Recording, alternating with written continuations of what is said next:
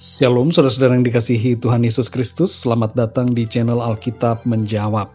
Pada kesempatan kali ini saya akan menjawab 3 buah pertanyaan secara singkat dan sederhana supaya saudara dapat mengerti. Pertanyaan yang pertama adalah, Taman Eden ada di mana? Apakah di bumi atau di sorga? Saudara yang dikasihi Tuhan, Taman Eden jelas ada di bumi. Hal ini tercatat di dalam Alkitab. Dari kitab Kejadian pasal 1 dan 2, kita dapat membaca bahwa Tuhan menciptakan langit dan bumi. Kemudian Tuhan menciptakan berbagai hal di bumi, tumbuhan, hewan, dan manusia. Lalu Tuhan menempatkan manusia di sebuah taman di Eden, yang mana di lokasi itu disebutkan ada suatu sungai yang mengalir melaluinya. Lalu sungai itu terbagi menjadi 4 cabang sungai.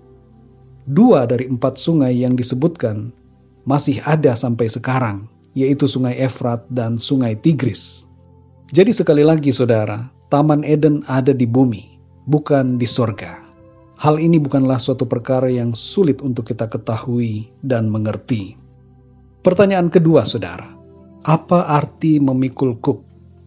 Saudara yang dikasihi Tuhan, dalam Matius 11 ayat yang ke-29 tertulis, "Pikullah kuk yang kupasang, dan belajarlah padaku, karena aku lemah lembut dan rendah hati, dan jiwamu akan mendapat ketenangan."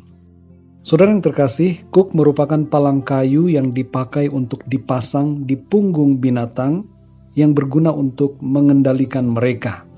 Ada kuk yang dipakai untuk 2 ekor binatang, tapi ada juga kuk yang didesain untuk 1 ekor binatang saja.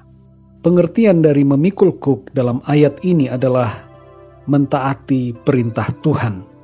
Jadi yang dimaksudkan adalah, hendaklah hidup kita dikendalikan oleh Tuhan dengan cara mentaati firman-Nya, tunduk kepada pimpinan Roh Kudus yang mengarahkan kita untuk melangkah dan mengambil tindakan dalam hidup ini. Pertanyaan yang ketiga, mengapa silsilah Yesus Kristus berbeda di dalam Matius dan Lukas? Saudara yang dikasihi Tuhan, jawabannya sederhana saja. Silsilah Yesus Kristus yang tercatat dalam Matius 1 ayat 1-17 dilihat dari garis Yusuf. Sedangkan Lukas 3 ayat 23-38 dilihat dari garis Maria.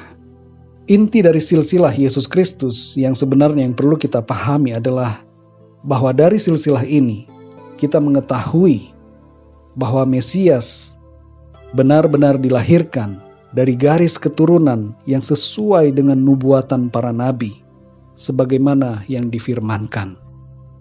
Jadi demikianlah saudara yang dikasihi Tuhan, 3 jawaban dari 3 buah pertanyaan. Kiranya jawaban ini dapat memberikan pengertian buat saudara semua. Tuhan Yesus memberkati saudara semua. Sampai jumpa dalam Alkitab Menjawab yang berikutnya. Haleluya.